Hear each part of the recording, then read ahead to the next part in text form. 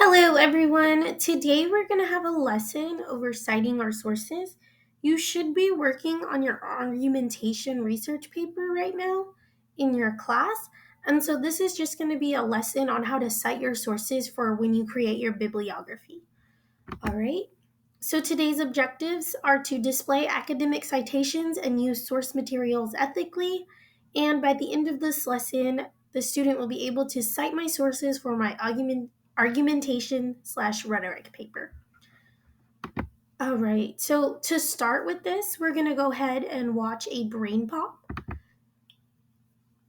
And while this loads, I do want to let you know that this presentation will be uploaded to your Google Classroom, so all the links will be available to you through this presentation. So I'm going to go ahead and play the video for us. So if you could pay attention while the video is playing, I'm going to go ahead and start the video.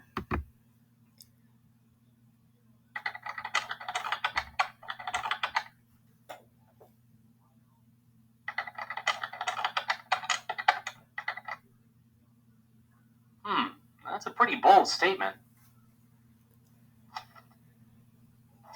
Dear Tim and Moby, I'm almost done with my social studies report, but I still need to write a bibliography. Can you help me out? From Lars. Sure thing, Lars. While researching your report, you probably consulted different sources. Books, articles, websites, journals, videos, all the places you looked to figure out what you were going to write about. A bibliography is just a detailed list of those sources. You include it at the end of a report on its own page titled Bibliography. An effective research paper doesn't just repeat information from your sources. It presents your own perspective on the topic with original ideas and analysis, and maybe even proposes some brilliant new argument. But whatever you end up writing came in part from your research. A good report combines what you take from sources with your own insights. A bibliography is a way to credit the people who helped shape those conclusions. Well, relying on other people's work without crediting them is basically stealing. It's called plagiarism, and it's wrong even if you do it by accident. But citing sources isn't just about staying out of trouble. It's about showing how you came up with your ideas and demonstrating that you made the effort to research your subject. It also shows respect to everyone whose work helped inspire you. Plus, some readers might want to find out more about your topic. A bibliography lets them know where they can start their own research. There are actually several sets of guidelines for formatting citations, but we only have to know the Modern Language Association, or MLA, guidelines. That's what most schools and teachers prefer. With MLA, you use the same format for all sources, no matter what they are. It's basically a list of standard details that apply to most sources. They always appear in this specific order, but some of the details will change depending on the source. Well, let's take this article you found online. Start with the author. Last name, comma, then first. The title, which for an article goes in quotes. Container is just what it sounds like. It's the thing that contains the source, and it's always italicized. In this case, it's the name of the website that's hosting it. Websites might also be the container for videos or interviews, the same way an encyclopedia is the container for its various entries. Or an album would be the container if you referenced any of its songs. Sometimes, multiple people may have helped create a source. You credit them in the Other Contributors section. If a source had a translator or editor, they'd also go here. Version might refer to a specific edition of a book, like if it was originally published in another language. If your source were a song, the version might be a remix. If it were a movie, it could be the director's cut of a movie. Wire's magazine has only one edition, so we can just lose this section. Number is for sources that are broken up into multiple parts. If you were citing a TV show or podcast, you'd mention the episode number here. Many journals and magazines are labeled with a volume and issue number. This article appears in Volume 6, Issue 22 of Wires. Oh, for magazines and websites, a lot of times the publisher is the same as the name of the publication. When that happens, you can skip that part too. Publication date is always written day, month, year, with no commas between. And location should state where exactly you found the source. With books and paper magazines, it's usually a page number. But for a website, like our source, it would be the full URL. Now, we just indent any lines that follow the first one, and voila! Yep, the template always stays the same. We can use it for any and all sources we need to reference. Although, like I said, some of the punctuation and other details will change depending on the source. Then, we just alphabetize the entries by the last name of the author. And boom, there's our bibliography. There are other types of citations you might need to use as you get older. Footnotes appear at the bottom of a page, and endnotes are listed at the conclusion of a specific section. They both include similar information as a bibliography entry, but putting them within a report gives readers a more detailed picture of where you got your information. No, you don't have to memorize all this stuff. There are plenty of online resources you can easily pull up.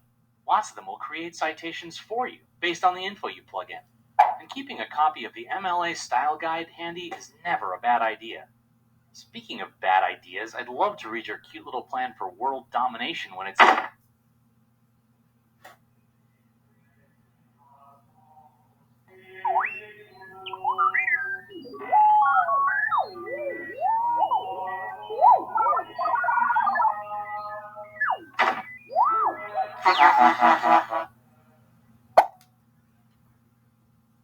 All right. So now that we've watched the Brain Pop video, I'm going to go ahead and I'm going to show you a couple examples. So here, this is from bibliography.com. It shows the format that you're going to be using. Like the video stated, last name first, then the first name. You're going to then put the title of the essay, the title of the collection, who it is edited by, the publisher, the year, and the page range. And this also has an example on it. And like I said, this will be uploaded to your Google Classroom so you have it for reference. All right, because y'all are virtual, if you are looking up online magazines, I did go ahead and I put an example of that here. And this one also comes with an in-text citation. So as you are writing your paper, if you have a quote in your paper, you're going to use the author's last name and the paragraph number or the page number, depending on what kind of source you have. All right, so we are going to go ahead and check for understanding. It's going to be a time to climb. You're going to click the link in your Google Classroom. This is a grade, and you're going to go make sure you sign in with your Google account. So I'm going to click it just to show you to make sure, in case it's been a while that you've logged into Nearpod. So you're going to select sign in with Google. You're going to make sure you click your school account. Is this you? Yes, it is. And then you're going to play your time to climb. All right, so like I said, this is self-paced. That way, if you need to run to the restroom and then start it, you have time to do that. You'll select your character, you'll click join game, and you will start answering the questions. All right, so that, like I said, is going to be linked in your Google Classroom. And then another slide I wanted to show you is some helpful resources while you are going through your research paper. So I have a graphic organizer. If it's underlined, that means I linked it. So you can click. This will take you to a graphic organizer that you can print out. And it just helps you stay on track. And it helps you with your paragraphs in case you're stuck or you don't really know where to go from there. All right.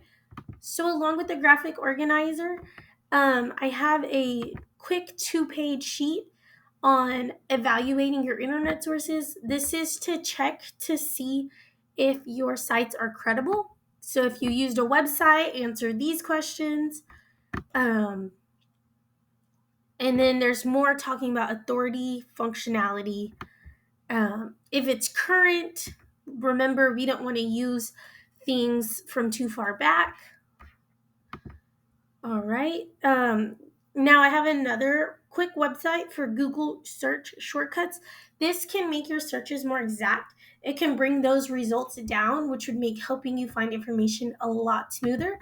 So if you click it, you can go ahead and scroll through, and there are websites. There's a nice little graphic organizer that tells you what to use and how it'll help you with your search. I also have a primary versus secondary sources. This is a video as you're determining whether the source is primary or secondary. You can watch that on YouTube. And lastly, I have the MLA handbook. So when we click this link, will also help you with your sources in case you forget the brain pop. So if you click the link, it'll take you to a overview of the MLA handbook. So right here we have what you need, the core elements for your citation, and then there is also a video you can watch that has some examples of how to cite on there. And before I send you off, I did want to put my sources on here because I did not come up with all of this by myself. So I cited my brain pop that we watched. I cited the works cited page, the bibliography.com for those two infographic examples, and then the time to climb on my Nearpod. All right, so if you have any further questions, please feel free to email me. And like I said, all of these will be linked. The slideshow and the Nearpod will be linked in your Google Classroom. I hope you have a great day, and I hope you have a fun time on your argumentative paper. Bye-bye.